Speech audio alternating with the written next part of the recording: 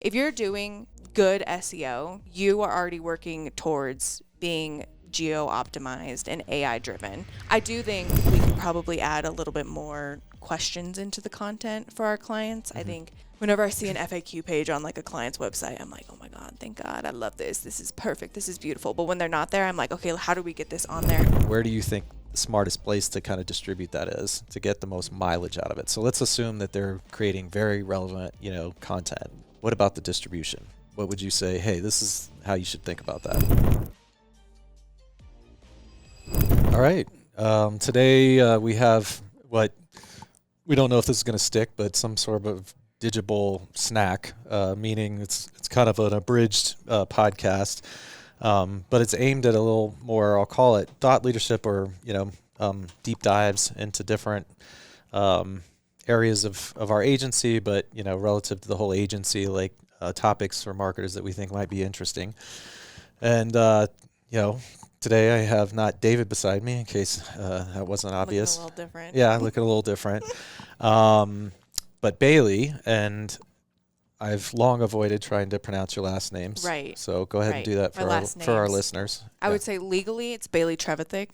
Spiritually it's Bailey Grzinski. I just haven't gotten to updating it. Well, you've already piqued my interest. Mm-hmm. So why spiritually? I would say what's the distinction? Well, my married name.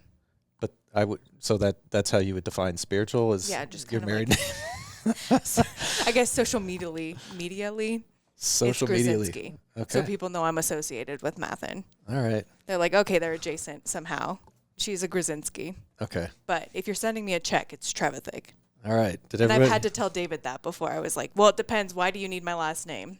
And it was for something personal. So I was like, oh, you can put Grzinski on it. But all right. I will not attempt to play that back to you. But yeah. And now I'm going to see if I can make some awkward transition to SEO. But you are an SEO strategist, and I was thinking, how the hell would you optimize to Trevithick and those keywords you just listed out? Right. But we shouldn't even be thinking about that, should we? In this industry, optimizing towards keywords, or should we? So that's how a lot of people, Bailey, think about SEO. It's one of the first things that comes to mind for a lot of marketers. Mm-hmm. And I don't know if that's where you feel often your education starts or ours does. But am I wrong in that a lot of people still, when they think SEO, think, where is my organic rank? And then how does that fit into the kind of multifamily universe? I feel like keywords are so integral when it comes to SEO, but also within our industry, it's like, don't look too much at that keyword, because when you're going to put apartments in Denver or like Littleton apartments, the ILSs are always going to over trump you. And you're always going to be disappointed when you pull it up and you're going to be like, excuse me, Digible, why the heck is this page 17 or whatever? So I feel like, one, your branded queries are probably going to be the most important when it comes to the multifamily industry. Like, you want to make sure that Reid's apartments, you're populating your knowledge panel, the Google business profile, is populating for those kind of queries always. You're always going to pop up in those first few ranks. But more of those non-branded queries, we're kind of just trying to intro ways in there. We always want to include those keywords, obviously, when we're doing like metadata, content, headings, etc. We want to include those keywords, but I definitely feel like sometimes people can get a little stuck and they're like, why the heck am I not Inglewood Apartments #1? And I'm like, well, we have 4 pages to work with. Zillow has 6,723. And they have this huge like domain authority. So Google's always going to be like, hey, this person seems a little bit more credible and like knows what they're talking about. Whereas like the smaller websites are a little bit harder to rank for those really big, beefy keywords. So is that all to say then that you would tell marketers to kind of let go of the battle of like, I guess the short tail, if you will, keywords, being the distinction between long tail and short tail, but like the macro, like general search, as you said, Littleton, Colorado apartments, like, would you just say, let go of that? And really, we're going to focus more on brand and potentially some long tail keyword strategy as it relates to that. I'm just trying to like kind of summarize like how you would encourage marketers to be thinking about organic rank and keywords. I would say focus on them still, but when it comes to specifically within the search engine results page, that obviously, like I said, is going to be dominated by those big players in our industry. Whereas like when it comes to those as a local search on something like Apple Maps or Google Maps or whatever, that's where we can try to go in and start ranking for those queries. So I think it's still important to rank for them and not solely focus on branded. But I think sometimes clients can like see something. I'm trying to think of like a good query, like pet friendly Inglewood apartments, and they'll be like, that's our bread and butter. Why are we ranking 17th? When it's like, okay, well, like let's think about big picture. How can we rank better for this, like in GBP, in the maps, and make sure that we're showing up in that rather than focusing solely on SERPs. Does that make sense? For the most part. Kind of. I'll just pretend like it does. Sounds super smart. What a great strategy, Bailey. Thank God you're on our side. I should work in SEO. Yeah. I think it'd be a great career for you. Thanks. So maybe it's a good segue though, because how much are you anticipating over the next few years that equation changing as a result of the new AI like search geo like results? It feels like content is, I mean, it's already scaling now in a way that it never had before, and how that might impact multifamily. But I think for years and years, and understandably so, marketers were like, it's very difficult to scale, it's difficult to produce, it's expensive, we're not sure that it really ROIs. So those were all the reasons that, in addition to kind of this impossible battle with Zillow and apartments.com, those are all great reasons not to invest in content. But now, again, with I'll call it the advent of geo, and we're not talking geography, generative like AI and search results, do you think that that's going to materially change this kind of thinking or equation when it comes to SEO and multifamily? Yeah, I feel like AI and geo is just like that was a big exhale. Yeah, I feel like it's so exciting, but also it's so interesting because our industry, it's a little bit slower to like adapting like the AI and generative. Like, what does it mean to show up for a generative search as an apartment? Like, how do we do that? And I mean, that might be like, what are the best pet-friendly apartments in Denver? Or like, what are the best pet-friendly apartments in Denver that are under 2,000 that also have like a work-from-home space? Like thinking, how can we optimize to those kind of queries on our websites through content or on our GBPs through like asking FAQs on the profiles. I feel like it's going to be interesting. I am curious to see if and how people are going to use like AI tools like ChatGPT or Claude. We were just talking about this in one of our rock meetings about like, I wonder if people are actually going in there and like saying like, I'm looking for an apartment in New York City and I would like it to be pet friendly and I would like it to also have cold brew on tap or whatever. And if they're going into ChatGPT or one of those and asking that, and how, one, are people doing that? I think the younger generations honestly will. I've heard so many people be like, let me ChatGPT that. And I was like, whoa. Yeah. Not Google. And I mean, I think GPT right now is creeping very slowly but steadily from obviously nothing to now 3-4% of the market share. But if you were to like drill that down to 18 to 22, people that are right now student living, but that are entering multifamily, maybe that's more in the teens already. I don't know. Yeah. I would love to see like referrals from ChatGPT, Claude, whatever. I would love to see for student housing, those kind of websites, how many are coming from AI. Mm-hmm. 'Cause I definitely think, even in my brain, but I don't know if it's because I'm just like an SEO brain, I'm like, go onto Google. I know that like most likely the information on there is going to be the most accurate and blah, blah, blah. I love Google.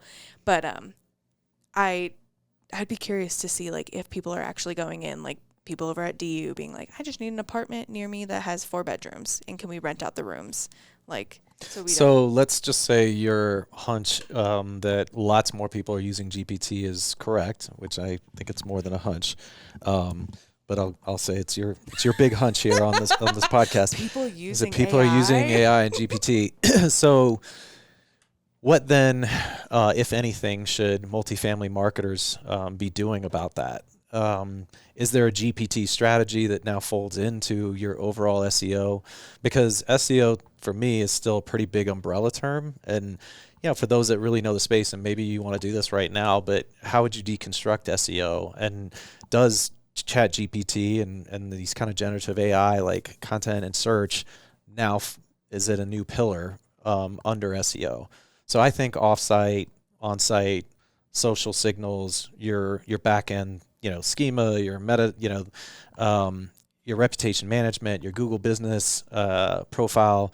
There's a lot of things that are all contributing to your search engine optimization. Mm-hmm. How would you kind of deconstruct that? And then if you can come back to where I started, do you think there's anything for multifamily marketers to be doing right now about ChatGPT? Yeah. So deconstruct first, then come back to that. Okay. I think if I start straying from the question, just like flag me. But I'm counting on you to stray. Okay. Well, first of all, I feel like I saw some lady, I think it might have been on LinkedIn, or maybe it was like a newsletter.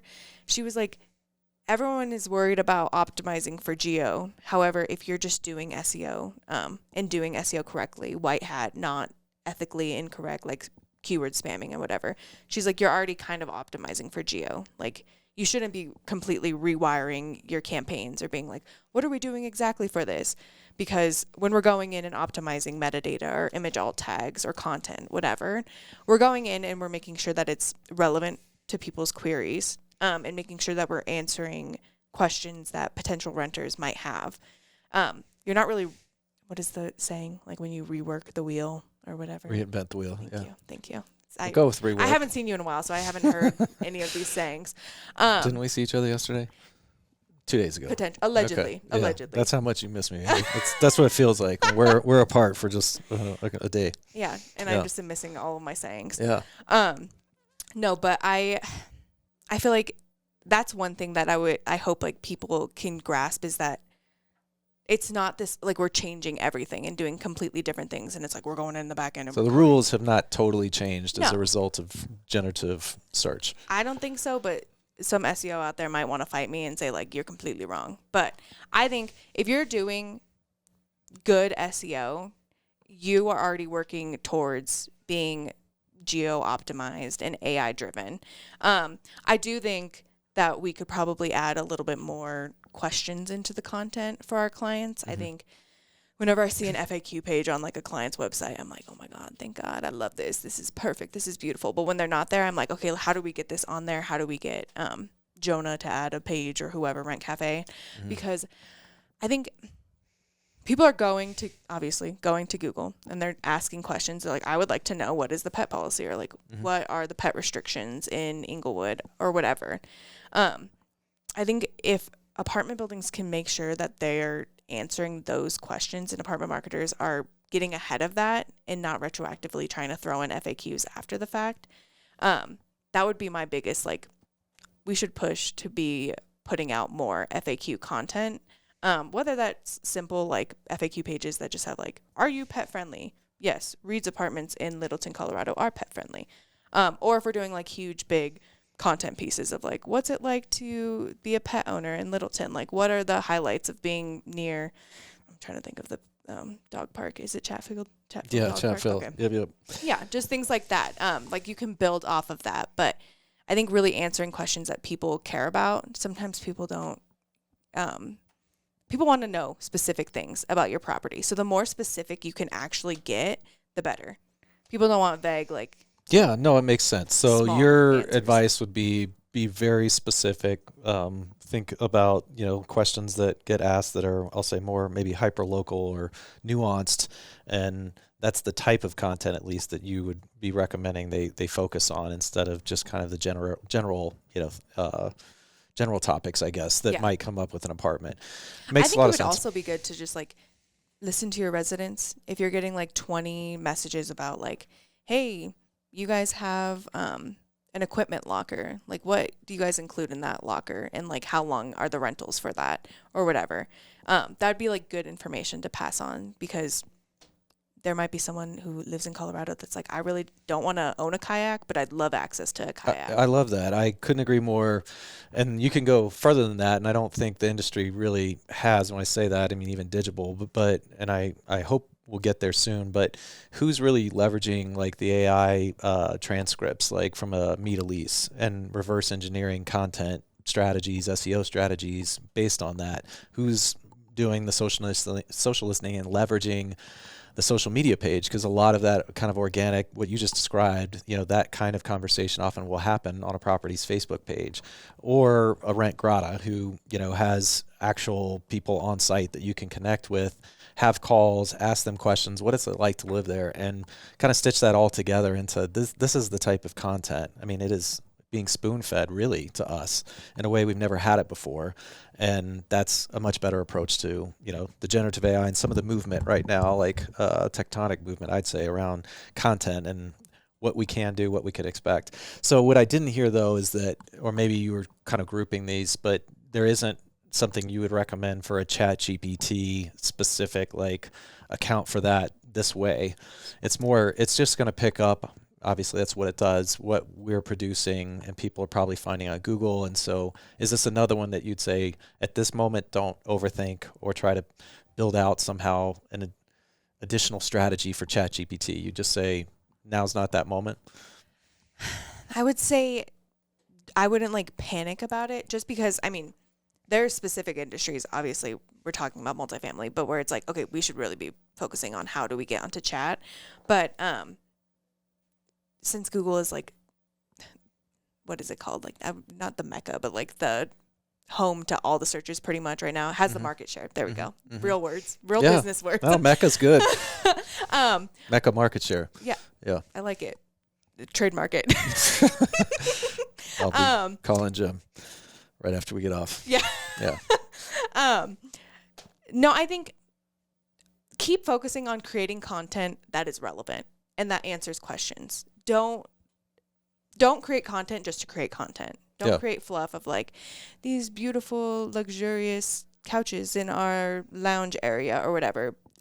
Talk to that and say like, these are great places for you to take your meetings from when you work from home, or has an awesome dog park that your dog can run around with and lose their energy or whatever. Like, hone into things that people care about. Don't care about the word count, care about the quality of what is going in there, and make sure it's educational and informational, so that when bots crawl the site, they can say like, oh, okay, this answers that question. Let me pull it and give it to this user now.